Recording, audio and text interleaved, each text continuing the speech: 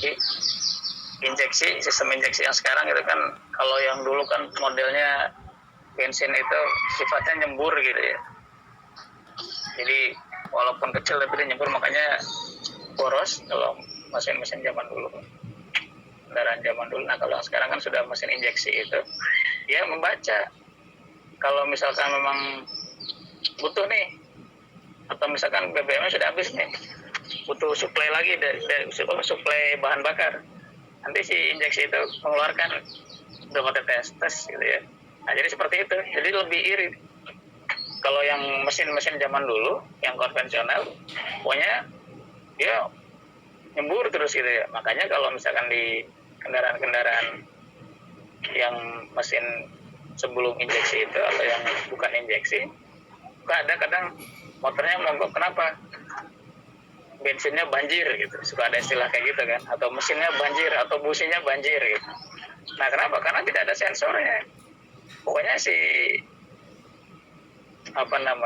bahan bakar itu netes terus, atau istilahnya mengalirkan bensin terus atau bahan bakar ke dalam sistem pembakaran di situ ke mesin.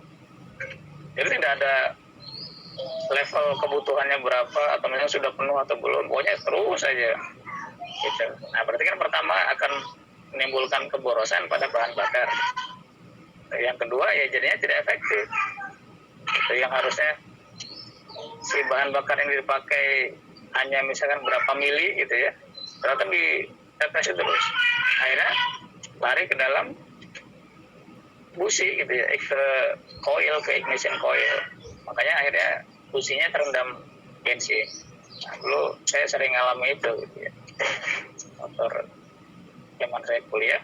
Nah itu sering, jadi sering kebanjiran gitu ya businya. Jadi kalau misalkan dia mogok, mati mesinnya gitu ya, harus dibuka dulu, businya dicabut dulu, lalu yang lubang businya itu dibersihkan pakai lap atau pakai tisu, lalu businya juga sama, nah dibersihkan dulu, pasang lagi. Nah seperti ini sistemnya. Nah kenapa kalau motor-motor injeksi itu jarang yang businya terendam bahan bakar itu? Karena dia sudah ada sensornya di situ. Dia ada sensor yang membaca si mesin ini untuk melakukan pembakaran dia butuh berapa mili. Jadi kalau misalkan memang sudah di dalam ruang pembakaran itu sudah penuh misalkan, si bensin ini akan di stop, tidak akan ngalir lagi. Nanti akan, kalau misalkan si ruang pembakarannya butuh lagi, si sensor akan membaca. Bisa pakai tadi yang water flow meter misalkan, atau water flow sensor bisa dipasangkan di situ. Jadi yang membaca nanti kandungan bahan bakar, ya kandungan oksigen di dalam situ gitu ya, masih di dalam ruang pembakaran dan lain sebagainya. Jadi semua serba otomatis dan memang lebih hemat gitu ya, dan lebih efisien. Nah lalu ini untuk processingnya ini tipe engine control unitnya, ECU modulnya. Jadi dari sensor-sensor yang tadi, semua itu yang dipasang di dalam kendaraan dibaca di sini, engine control unitnya, dia yang akan membaca. Jadi apa inputannya? Kalau nanti kita pakainya di sini Arduino, jadi agar kita bisa men-setting, bisa dari codingnya itu bisa disetting untuk inputannya berapa gitu ya, nanti outputnya apa, nah nanti kita bisa setting di situ. Ini prosesnya, jadi semua ada prosesnya. Jadi kalau kita nanti simulasinya ini pakai Arduino, nah itu bisa lebih simple. Nah lalu ini untuk prosesnya, untuk ABS control unit gitu ya, jadi air brake system ya, ABS kalau nggak salah ya. Nah ini proses pengereman dari mulai yang pertama gitu ya, itu di situ ada wheel speed sensor. Nah di nomor 1 ini ada wheel speed sensor. Ini dia akan membaca kecepatan di si ban itu gitu ya, di ban kendaraan akan dibaca di situ berapa RPM, frekuensinya berapa di situ nanti. Nah lalu yang nomor 2 ada baterai di sini. pasti gitu ya, karena sensor kan supply-nya ya dari baterai itu. Nah, lalu yang nomor 3 di situ ada input circuit. Nah, di sini inputannya nih dari sensor masuk ke sini dulu dibaca. Nah, nanti yang keempat di sini ada digital control. Ini kontrolernya nih yang blok ada 5 sama 6, berarti yang nomor 5-nya itu LSI circuit ini, yang nomor 6 ini yang LSI. Jadi ini kontrolnya. Jadi nanti kita pakai ini sensor gitu ya. Ini Arduino-nya. Nah, ini aktuatornya. Itu sederhananya sama, kurang lebih sama. Jadi di sini kan ada 3 bagian. Sebelah sini sensor, sebelah kiri. Yang kotak putus-putus ini kan ECU gitu ya, engine control unitnya. Nah, ini kan Arduino-nya. Nah, nanti ada aktuatornya. Jadi intinya cuma 3. Ya, cuma 3 blok. Makanya kenapa saya harus sarankan kalian punya Arduino semuanya. Ya, agar mengerti nanti cara kerjanya. Intinya semua sama. 3, sensor, prosesor, aktuator. Ya, jadi ada sensoring, ada sensing gitu ya, processing sama aktuator. Cara kerja ini ECU ya, engine control unit, karena ini untuk engine makanya kelihatan lebih kompleks. Jadi kalau kita sederhanakan ya bentuknya sama dengan Arduino. Cuma kan nggak mungkin kalau di kendaraan pakai Arduino gitu ya. Nah, jadi lebih efisien pakai ini ECU gitu ya. Jadi dia inputannya lebih banyak. Nah, Arduino bisa nggak Pak? Bisa aja Arduino. Nah, cuma nanti kan dari segi daya tahan atau ketahanannya, reliability-nya, nah dia lebih bagus mana? Lebih bagus Arduino atau lebih bagus ini? Ya jelas kalau untuk pabrikan gitu ya, emang yang ECU ini, engine control ini memang sudah didesain untuk kendaraan bermotor. Jadi ya dari segi keandalan, reliability-nya ya bagus ini gitu ya dibanding Arduino. Tapi bisa nanti kalau misalkan rekan-rekan ingin tugas akhir, misalkan ECU-nya diganti pakai Arduino, bisa, sangat mungkin gitu ya. Nah, cuma nanti kan seperti yang saya sampaikan di minggu kedua kalau nggak salah ya. Jadi nanti yang kemarin waktu kita ngebahas tentang nanoteknologi, chip yang ditanam dalam kulit gitu ya. Nah, itu aman tidak nanti? Nah, ini pun sama.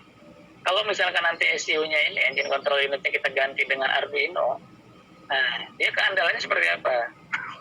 Lalu tingkat efisiensinya seperti apa?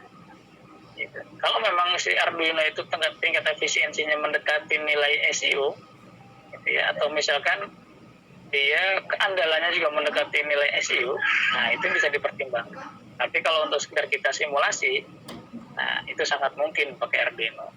Jadi ECU-nya kita ganti. Kalau misalnya teman-teman cari komponen engine control unit kan terbilang cukup mahal gitu ya, dibandingkan dengan Arduino. Kalau Arduino satu blok ini 150 ribuan dapat. Tapi kalau engine control unit mungkin tidak dapat ya, 150 ribu, mungkin bisa di atas 500-an atau bahkan sampai juta gitu harganya. Nah, itu kan cukup memberatkan gitu ya. Nah, intinya di mata kuliah ini kalian tahu dulu cara kerjanya. Ini caranya sensor itu cuma seperti ini, 3 blok aja gitu. Nah, lalu di sini yang kalau kita lihat di ECU-nya, engine control unit itu ada apa saja gitu ya. Yang poin nomor 7 ada voltage stability memory. Ini yang memorinya nanti yang akan membaca dan merekam gitu ya. Nah, lalu di nomor 8 ada output circuit. Ini outputnya nomor 9 juga sama. Jadi dia membaca. Jadi ini nomor 3 itu kalau misalkan kita umpamakan gitu ya, ini itu bagian untuk jumpernya gitu ya, untuk jembatan gitu ya, bus. Kalau bus bar kalau di dalam gardu induk di kelistrikan gitu ya, ini tuh bus bar jumper. Jadi ada banyak sensor masuk ke sini. Nah, ini yang menghubungkannya, cuma numpang lewat gitu ya, numpang nempel. Nah, nanti ini masuk ke sini ke 5, berarti di bagian LSI circuitnya, yang ini yang ada 2 sensor ini ke LSI circuit yang nomor 6. Lalu jadi ini masing-masing sebenarnya. Jadi masing-masing sensor ini ke sini, cuma ini dijamkan. Nah, lalu yang nomor 10 itu ada output state-nya. Nah, jadi sebelum dikirimkan ke aktuator ada output stage-nya dulu. Jadi dia mampir dulu, disinggah di sini, transit. Cuma jangan dibayangkan, oh berarti lama dong Pak, jangan dibayangkan seperti itu. Ini kecepatannya kan bisa sekian milidetik gitu kan. Jadi cukup cepat gitu ya. Cuma kalau kita gambarkan ini apa di komponen dalam engine control unit itu ya seperti ini. Di dalamnya itu ada Arduino Uno pun kalau kita mau gambarkan seperti ini gitu ya. Ya kompleks, ada mikrokontrolernya gitu ya. Terus ada resistornya dan lain sebagainya, transistor dan lain sebagainya gitu ya. Terus nanti intinya pun sama di sini. Ada input sirkuitnya, lalu nanti di sini ada output stage-nya, kurang lebih sama. Cara kerjanya Arduino dengan IC itu kurang lebih sama. Nah, nanti yang setelah itu baru masuk ke yang sebelah solenoid valve. Jadi untuk pengereman ada sensor, ada yang untuk sensor membaca kecepatan gitu ya. Atau misalnya kita pakai RPM meter, nah nanti dia akan actuator itu solenoid valve. Nanti akan diapakan nih di solenoidnya, apakah dia akan menyempit gitu ya, atau misalkan akan melebar untuk proses pengereman. Nah, lalu di sini ada yang 12 safety relay, ini untuk relaynya gitu ya, apabila nanti ada kelebihan arus yang masuk ke dalam sensor dia akan diputus. Lalu ada stabilis baterai voltage yang nomor 13 ini. Jadi untuk menjaga kestabilan tegangan di baterai, jadi jangan sampai tegangannya kurang gitu ya, berkurang, atau kalau misalkan dia sudah penuh ya berarti akan di stop gitu ya untuk sistem chargingnya. Nah, lalu nomor 14 itu ada indikator lampunya. Ini lampu indikator. Jadi pada saat misalkan nanti kita melakukan pengereman, lampu nyala seperti itu. Ini cara kerjanya seperti ini. Jadi selama ini kita pakai sistem ABS itu, cara kerjanya seperti ini. Nah, lalu yang 16 ini kurang lebih sama. Ini kita sederhanakan. Ada crankshaft yang tadi di slide pertama gitu ya, ada crankshaft, ada knock sensor, lalu ada mass airflow, throttle position, lambda O2 sensor, water temperature sensor. Dari banyak sensor ini masuk ke dalam input circuit. Nah, ini jadi yang tadi sistem bus itu lalu nanti diolah di dalam ECU, engine control unit, nanti ada aktuatornya. Kalau yang tadi kita bahas yang di slide pertama ada fuel injektornya untuk bahan bakar dengan ignition coil. Jadi untuk proses di pembakarannya. Jadi seperti ini cara kerjanya. Nah, di dalam ECU ini banyak gitu ya, ada komponen-komponennya. Kalau misalkan ingin dipelajari boleh. Kalau misalkan barangkali nanti rekan-rekan ingin tahu dalam Arduino itu ada apa aja, atau dalam engine control ini ada apa aja, nanti dibandingkan sama atau tidak antara Arduino dengan engine control ini. Oke, sampai sini cukup. Ada yang ingin tanyakan? Kalau ini untuk persamaannya ya, untuk persamaan matematisnya. Jadi kalau misalkan nanti dari mulai sensor ke aktuator itu persamaan matematis seperti apa? Nah, nanti kalau rekan-rekan ingin yang lebih lanjut, misalnya untuk publikasi, nah ini sangat diperlukan persamaan-persamaan ini. Karena nanti untuk publikasi jurnal itu biasanya yang dicari itu yang diharapkan oleh referensi jurnal itu ya persamaan matematis. Jadi nanti misalkan kalau input itu digambarkan dengan RT gitu ya, nanti outputnya pakai XT misalnya seperti itu. Jadi persamaan matematis. Jadi memang kita karena backgroundnya engineer gitu ya, tidak lepas dari persamaan matematis ini. Jadi semua dirumuskan atau digambarkan dalam persamaan matematis. Oke, sampai sini ada yang ingin ditanyakan?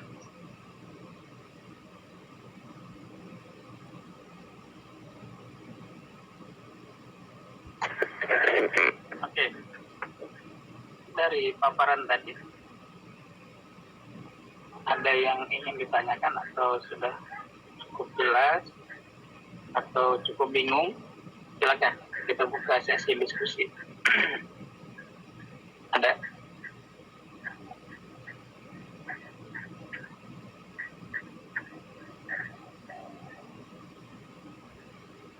Halo?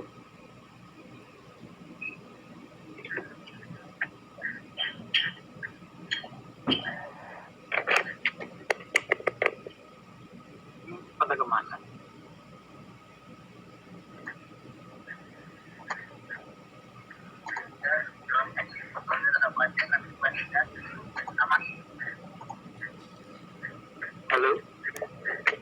Halo, Pak. Halo, Pak. Menyimak semuanya. Iya. Gimana? Ada pertanyaan nggak?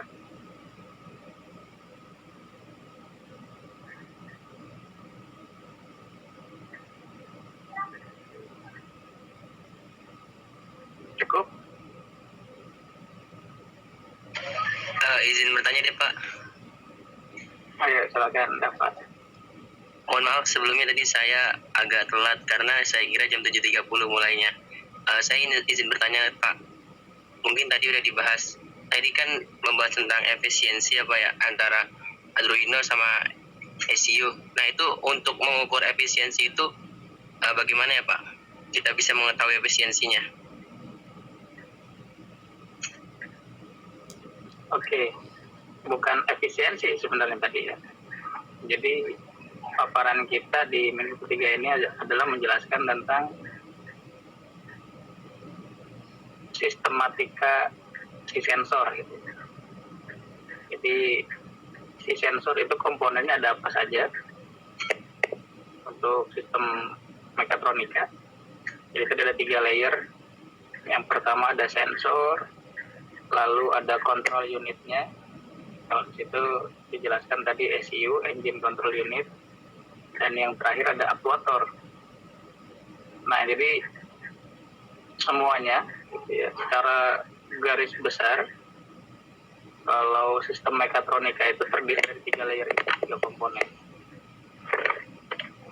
Jadi kalau tadi dijelaskan kalau ECU itu kan inputnya banyak sensornya.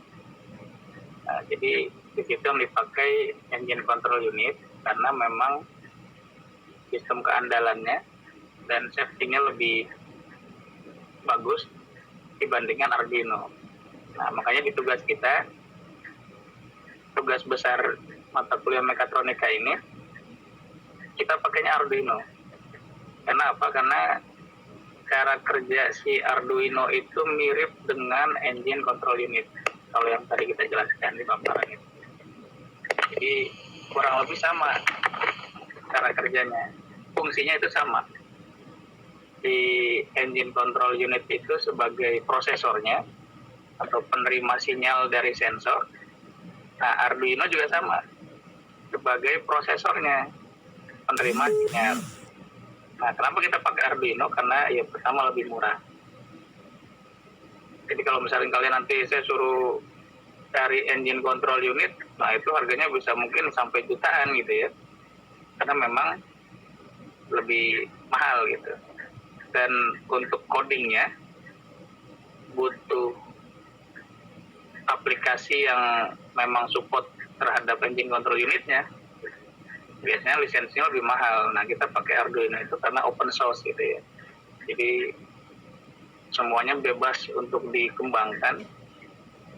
Jadi biar nanti masing-masing dari kalian punya Arduino dan bisa ngoprek gitu ya.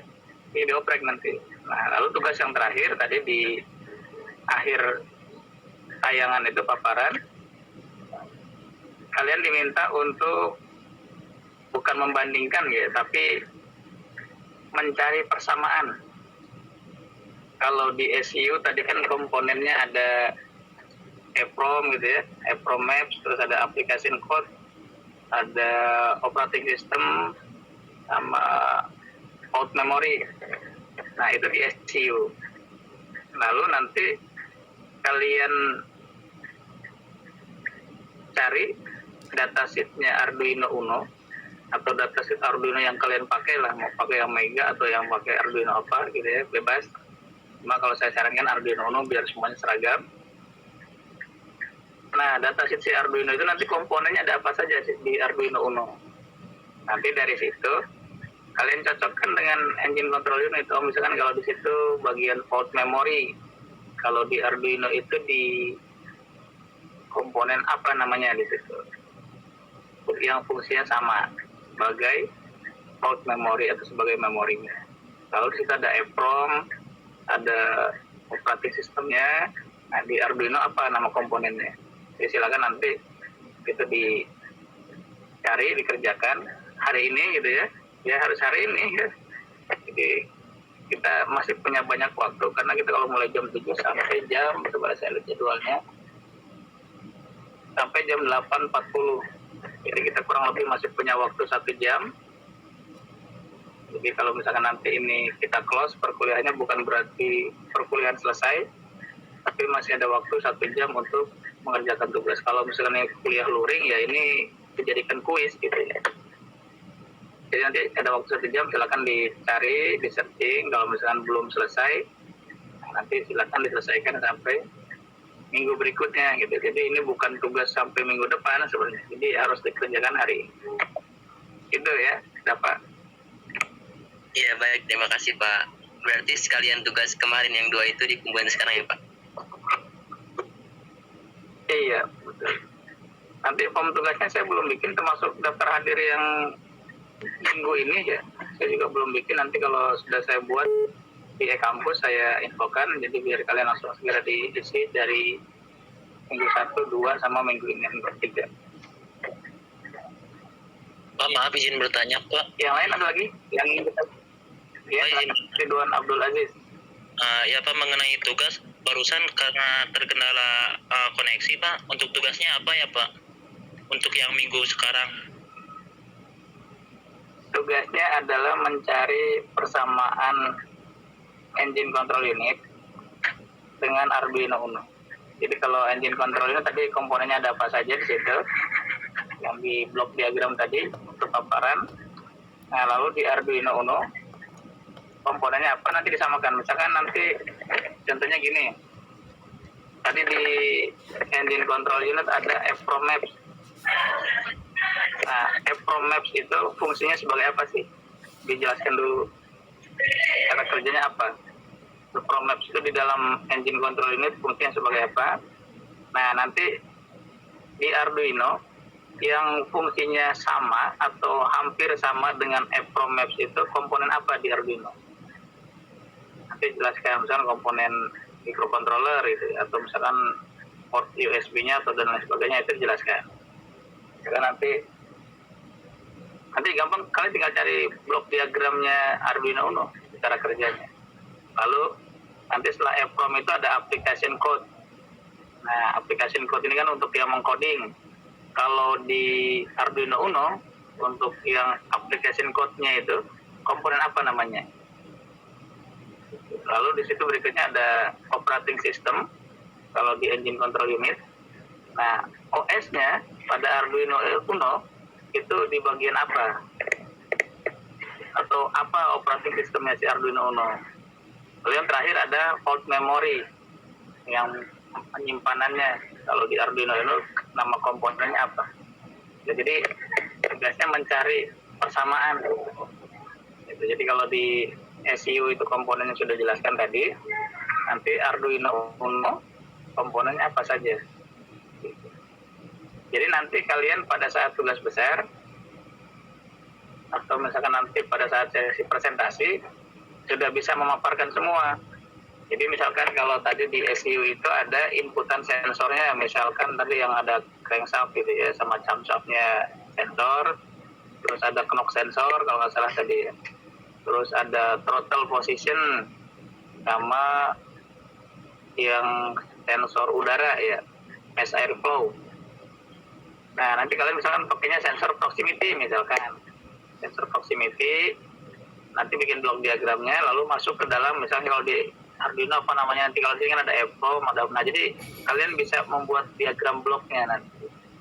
Dan nanti bisa tahu cara kerja si Arduino itu seperti apa. Jadi tidak hanya mahir dalam penggunaan Arduino-nya gitu, tapi harus mengerti step by step cara kerja si Arduino, mulai inputannya seperti apa, nanti processingnya seperti apa, memorinya, lalu nanti di input sampai ke aktuator itu seperti apa, sinyal yang diterima itu apa. Nah, jadi kalian bisa mengerti cara kerjanya. Oke?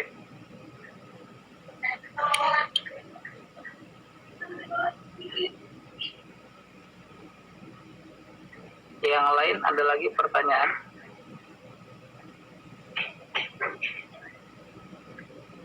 Cukup? Pak izin bertanya Pak. Silakan. kan tadi kata Bapak untuk pembacaan sensor di ECU itu kayak Pengsa kayak gitu Pak. Kalau di Arduino Uno itu untuk pembacaan sinyal itu Pak ada apa aturannya berapa ampere Pak, gimana Pak? Kalau untuk spesifikasi berapa ampernya itu nanti dari speknya si sensor. Jadi misalkan mau pakai sensor apa nih, kan banyak sensor, ada sensor PIR gitu ya, infrared, lalu ada sensor suhu, lalu ada sensor cahaya, terus sensor proximity, sensor jarak gitu ya, sensor berat ya ada untuk timbangan dan lain sebagainya. Nah biasanya dari sensor itu punya masing-masing spesifikasi, berapa ampere harusnya, berapa volt tegangannya. Jadi nanti menyesuaikan dari inputan yang akan kalian pakai nanti sensornya apa. Biasanya kalau Arduino itu support untuk semua sensor yang tegangannya kisaran 5 volt gitu. Nanti kalian cari sensor yang tegangannya segitu. Nah makanya nanti dicari spesifikasi si Arduino Uno datasheetnya. Jadi nanti jangan beli sensor yang misalkan si Arduino Uno hanya untuk 5 volt tegangannya, terus kalian beli sensornya yang 12 volt, nah itu nggak masuk. Jadi harus sesuai rata-rata. Kalau untuk Arduino di kisaran 5 volt gitu ya.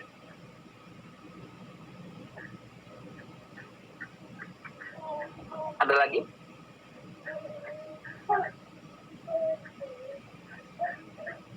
Cukup.